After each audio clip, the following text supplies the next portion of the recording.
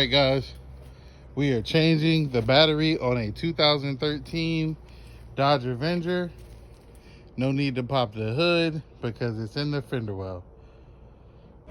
The battery is actually located right there. Normally there'll be a plastic piece right here, but obviously somebody's already removed it. I'm gonna assume that everybody knows what we need to do. We gotta get the tire off, we gotta jack it up, make sure you got a jack stand for safety. You need a size 13mm socket to get the battery bracket off. 10mm wrench for the battery terminals.